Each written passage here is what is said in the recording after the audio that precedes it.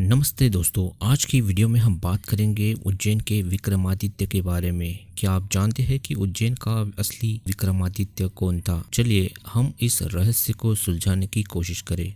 विक्रमादित्य का नाम काल्पनिक भी हो सकता है। शायद आप यह जानकर हैरानी हो कि उज्जैन में गर्भफिल विक्रमादित्य नाम का कोई भी राजा नहीं था। हमारे लोग काल्पनिक ब्राह्मणवादी पुराणों को सच मानकर उनके सहारे काल्पनिक पात्रों को ऐतिहासिक बताने का प्रयास करते हैं। गर्दभील विक्रमादित्य पूर्णतः काल्पनिक पात्र है।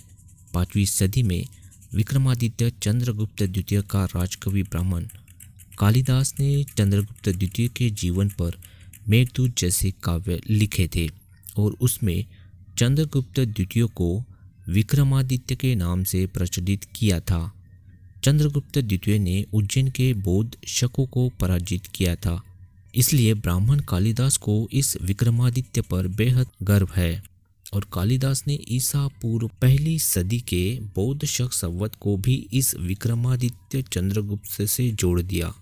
11वीं सदी में जैन कवि और अन्य ब्राह्मणवादी कवियों ने ब्राह्मणवाद को स्थापित करने के उद्देश्य से विक्रमादित्य चंद्रगुप्त के नाम से बेताल पच्चीसी जैसी काल्पनिक कथाएं लिखी और समाज में प्रचलित कर दी। उज्जैन का वास्तविक और ऐतिहासिक शासक सम्राट अशोक है।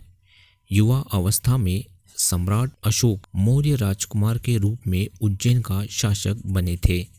वहीं पर उनका विवाह विदिशा के बौद्ध व्यापारी की पुत्री देवी से हुआ था। देवी की याद में सम्राट अशोक ने उज्जैन और विदिशा में बड़े बड़े स्तूप बनवाए थे। विदिशा के देवी स्तूप को आजकल वैश्य का टीला कहते हैं। उज्जैन का काल भैरव मंदिर भी सम्राट अशोक का स्तूप है। अशोक के बाद उज्जैन पर बौद्ध शक राजा और क्षत्रपों ने राज किया। शक क्षत्रप नहापान चस्तन ने उज्जैन को बेहद विकसित कर उसे मध्य भारत के व्यापार का प्रमुख केंद्र बनाया था।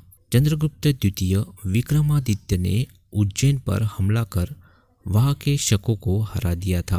इस खुशी में ब्राह्मण कवि कालिदास ने उज्जैन का नाम विक्रमादित्य के नाम से चंद्रगुप्त द्वितीय के सामने लाया और उसके बारे में तरह तरह की काल्पनिक बातें बढ़ा चढ़ा कर लिखी। विक्रमादित्य बौद्ध शब्द है।